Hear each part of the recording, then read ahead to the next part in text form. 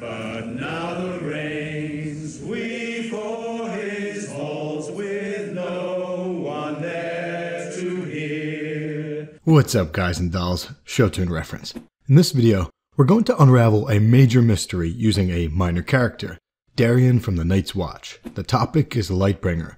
Who will be the hero, and which sword will be Lightbringer? The story is called A Song of Ice and Fire, and Dareon is a singer. And if we look at his song, we can see the light.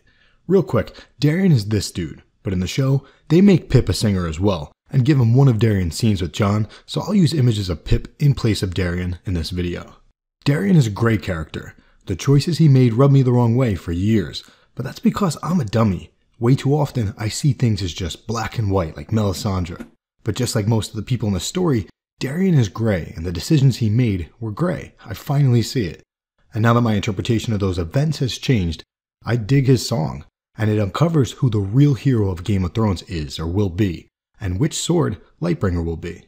In the words of Dareon to Arya Stark of House Winterfell, I am down with the sickness. No, that's not it. I am done with the darkness. Okay, before the thesis, we need to review Dareon's story, his life, his song. Dareon was accused of rape and sent to the wall. Young, handsome, his hair was honey, his smile was warm, and our boy could sing. No one was better, his voice was beautiful, honey poured over thunder. But Dareon was not much of a swordsman. He was quick, but afraid of getting hit. He could sing about battles, but that didn't mean he was fit to fight one. If you do not recall, Yoren was the former recruiter for the Night's Watch. Drop your weapons in the name of the king. I don't think I will. But Yoren's final note was sung in Season 2, Episode 3, What is Dead May Never Die. Skip ahead a few years and Jon Snow is Lord Commander. Jon sent Sam and Maester Aemon down to the Citadel, and he also sent Dareon.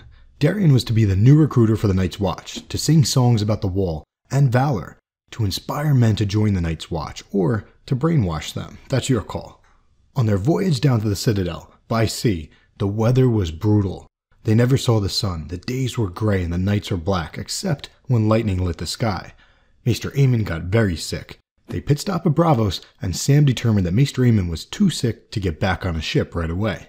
Then, they ran out of money. Money for food, money for fire. Uh-oh, Aemon's going down. Gilly often cried. The baby often cried. And Maester Aemon was dying. But Dareon spent his time in brothels. He liked it where there was wine and smiles. Sam gets word that Dareon was getting married.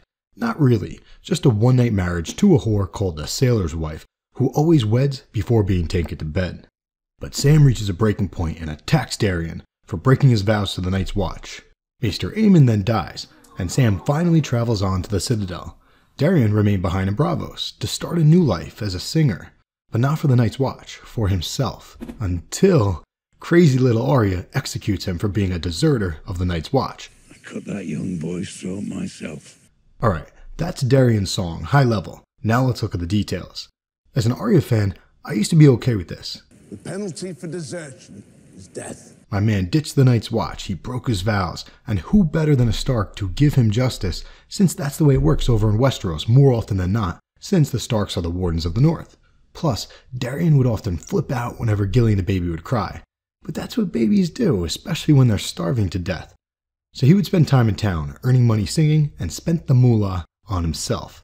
With all that in mind, it's easy to write him off, to forget about him. Small character, deserter, Arya Stark gave him what he deserved. But no, not true. Far from the truth, he was a singer. And little did Sam or Arya know, Dareon held one of the keys to unlocking Lightbringer, the sword that will bring forth the dawn of a new day, light from darkness. So let's take a major step back, decipher his song, and figure out who is the hero and which sword is Lightbringer. First of all, Dareon was sent to the wall because he was accused of rape.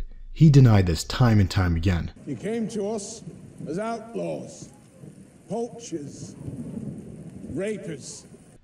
Remember that scene in the show where Jon is complaining about it not being fair, not fair that he was made a steward instead of a ranger. Stewards are nothing but maids. I'm a better swordsman and rider than any of you. It's not fair. Fair? I was singing for a high lord at Acorn Hall when he put his hand on my leg and he wanted to see my cock. In the books, Dareon says to Jon, "Fair? The girl was waiting for me, naked as the day she was born. She pulled me through the window, and you talk to me of fair?" So now I'm here, at the end of the world, with no one to sing for but old men and little shits like you. I'll never see my family again. I'll never be inside a woman again. So don't tell me about fear. Take it as you may, I don't think he raped her. I think the judicial system in Westeros is flawed. They imprisoned him at the wall, wrongly. They tried to steal away his youth, his life. And this reminds me of something that Jaime thought about when first traveling with Brienne. How he made oaths to Catelyn to find and protect her daughters, to never take up arms against the Starks or the Tullys. But Jaime wondered what the gods would say about people being forced to make oaths with knives at their throats. I got one. Is it over? Well then. So what do we really have here? We can connect Dareon's song to the best passage in A Song of Ice and Fire, Septa Meribald's speech about broken men. Septa Meribald was speaking about broken men in terms of war, and it's most directly related to the Hound, the Gravedigger, Sandor Clegane, a turning point in his character arc. But there are all types of broken men, and Dareon was no exception. He was born entitled to life, liberty, and the pursuit of happiness just like every other child. But like the children of the forest, low-born children, and even noble-born children, he was wronged. They live in a hard world, one that's often not fair. Dareon's world was darkness. He found escape in alcohol, and he was a bad drunk. Quick temper, not admirable, but certainly not unusual. He was only human, and he was a broken man. As Septa Meribald once said, you must be weary of broken men, but you must pity them too. As we said earlier, the weather was brutal on the way down there, cold, dark, and they ran out of food while sailing, so they were starving to death. Who could blame Dareon for seeking out other company? Or alcohol? In fact, a lot of people do this.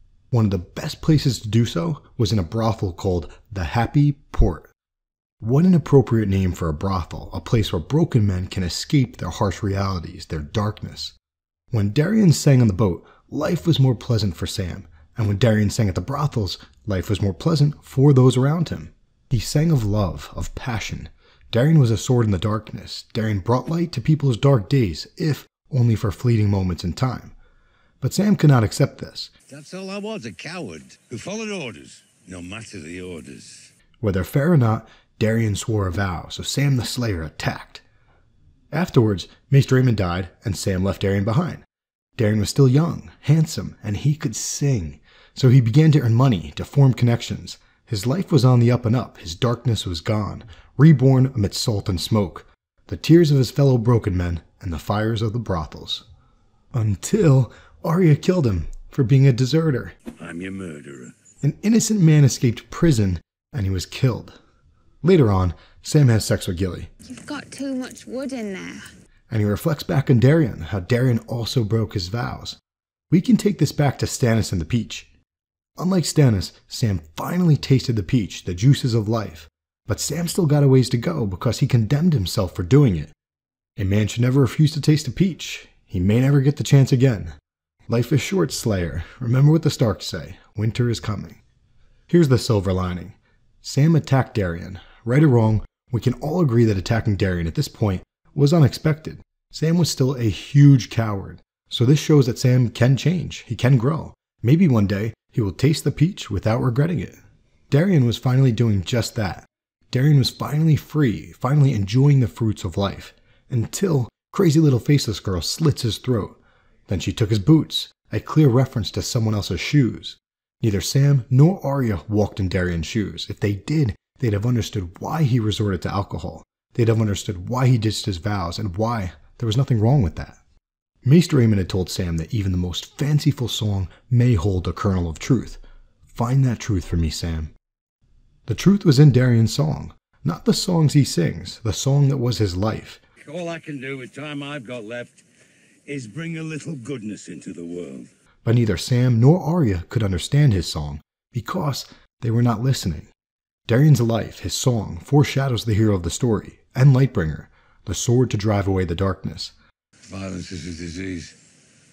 You don't cure a disease by spreading it to more people. There is no single form of darkness in this story. Darkness looms over every character and every subplot.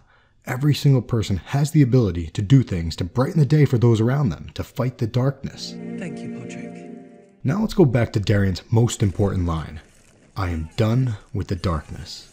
Everyone has the ability to be Lightbringer, a sword in the darkness. You are a sword. That is all.